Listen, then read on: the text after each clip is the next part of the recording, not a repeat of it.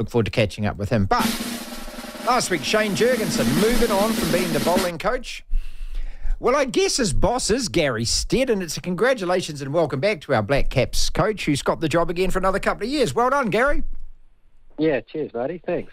I love the fact that they weren't interviewing anyone else. That's a reasonably good interview, an easy interview, isn't it? It's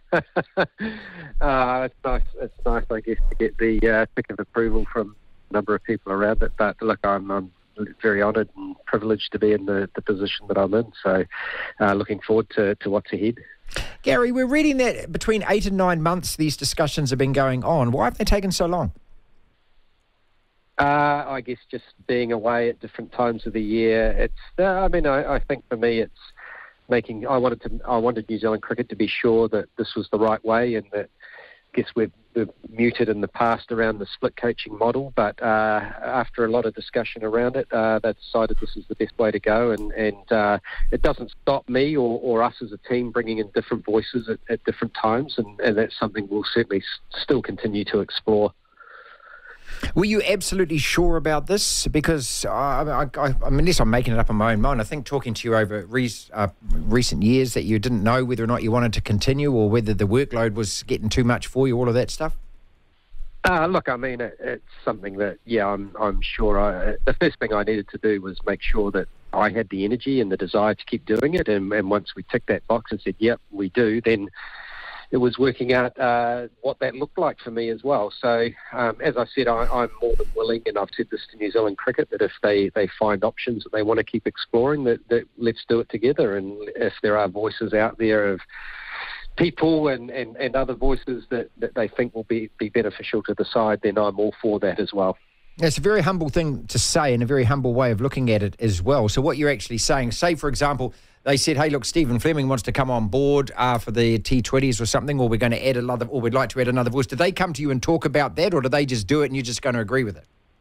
No, it'll be a discussion point. But again, Stephen Fleming's been a great thinker. He's obviously a great mind in the T20 game, and he's had a short stint with us back a while ago before a World Cup. So they're the types of options that I think we will keep exploring, because they do add that, I guess, difference to the normal voices that you hear around the group. Mike Hesson, it was just, when he left the job, I remember him saying you spend so much time away from home and it is quite disruptive and it's very hard on family life and things like that. And I'm obviously not prying into yours at all, but just how much time do you spend away, or how much time do you get at home? Look, I've been through the last few years and sort of looked at it, and I think there've been a little bit of circumstances where we've had a lot of COVID catch-ups and things, but you're talking anywhere from sort of 240 to 250 days of the year that you're away on tour. And wow. You're right, that's tough, and when you're on tour, it's not like there's a lot of days off either. It's generally like noses down and into the games or into training, and but we understand, I think, as a group, it's a privilege to do what we do, and whilst that's some of the sacrifices that you don't always see. It's not always you, it's the families that do suffer for that as well. Gary Stead, Black Caps coach with us. He has been reappointed for another couple of years. Having had so much success, did that make your decision easier, the fact that it has been bloody good to be in that position for the last few years? Didn't change, I guess, or it wasn't a factor for me. I think the thing I love about this group is they're willing to work hard together. They're willing to try and find ways to keep improving, and we've never claimed to be the best players or the best team in the world, but if we can, I guess, get everyone moving in the same direction and operating at somewhere near their peak, then we know that we can beat anyone on any given day. So that's the exciting bit about working with it. We are ultimately we're just Kiwis from the bottom of the world out there trying our best, and that's an attitude that I think can take you a long way.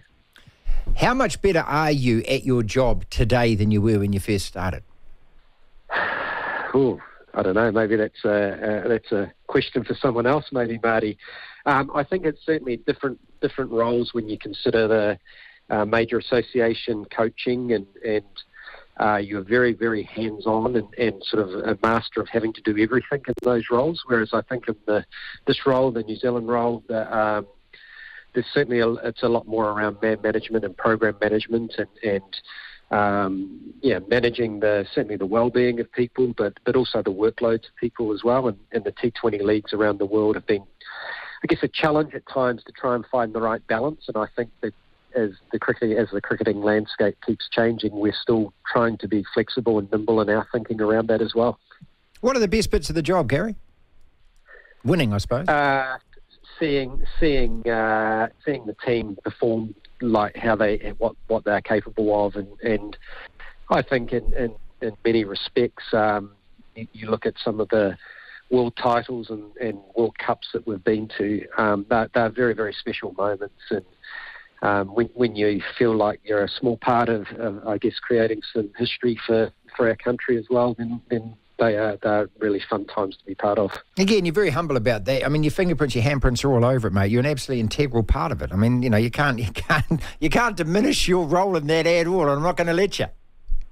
Look, I'm a small part of it, and I think the other thing is there's great people around me as well. The support staff that we have and we have around us have been really important and integral in terms of getting the results out of the players as well. So that goes from a whole host of people. So, look, I realise I'm a small part of it, but I'm just one part of it, of like many people that contribute to it. Aside from the travelling, is there anything that you don't like about it that sucks? Because everyone's job sucks at some stage. It's not nice, Marty, having to tell people they're not selected or they're missed out on things. That's always difficult, and but all you can do, I think, is being straight and honest with people around where they stand. They don't have to necessarily like the reasoning behind it, but as long as you're clear in your thinking, I think that's important. That's the worst part of the job. It's never nice to give those messages, but unfortunately someone has to give it. Yeah, we've got the One Day World Cup coming up this year. I mean, there's so much to look forward to. I bet you can't wait for that. But just the split roles, for example, just harking back to that, we started the conversation with that, and you said you're actually open to that. Did you want to divide it and go, okay, red ball here, white ball there, or all along did you think, no, I can actually do all three? No, I some time ago questioned New Zealand cricket around it. I mean, there's a lot of places around the world that are doing that now. But, I mean, after a lot of discussion and also understanding that in New Zealand here, it's a much, much smaller player base than what we have overseas. And I think there was some, I guess, nervousness around having multiple coaches. I think, like toying with who should play in what teams and what competitions when we're still trying to balance that overall thing of well-being and rest and freshness for our players. So I think that was a large contributing factor to just wanting the one boss type model. And even though you spend your whole life enveloped with cricket, around cricket, watching cricket, studying cricket, are you still enough of a cricket fan that you've been watching this Ashes series and going, wow? I certainly have. Yeah, I certainly have. It's been enthralling watching. I think great. Again, a great advertisement for the Test cricket. I think both teams are going hammer and tong out there, and it's going to be very interesting watching the last couple of tests. You're starting to see, I think, a couple of teams both tiring a little bit, but magic to watch, and certainly, very much puts Test cricket at the forefront of people's minds. Doesn't it just? And not only that, I look at it from an economic thing as well and think, this thing, look, you're getting £400 a ticket to go to the thing, and it's much more in the corporate. You're getting packed out stands every single day. You're getting such engagement, the new buzzword on social media. Tens, if not hundreds of millions of people are watching this. Surely when you look at this, you think Test cricket is here to stay. Test cricket's alive. I've never thought that it's in trouble, to be honest. There's been, I think, you go to England, you always get full houses over there. The crowds are always there. We played in Australia a few years ago in front of 80,000 people at the MCG. I mean, they're really special moments that you can have in your life that shows that Test cricket is alive and well. You go to India and have the experience of playing in that country. It's incredible to go to. So there are. I mean, cricket it's like a religion around the world, isn't it? In a lot of places. Yes,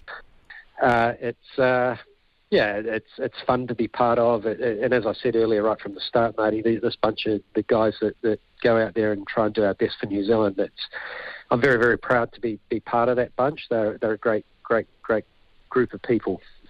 Finally, look, we got a number of texts that have come through just saying, can you please say to Gary on behalf of all us cricket numpties, and I'm one of those too, mate, thank you so much for what you have contributed, for your influence, and I know you play it down for your role in the success that our team, our men's team, has had over these years. Just as a cricket fan, mate, you at least owed that by all of us. Thank you, Gary. Look forward to keeping in touch over the next couple of years.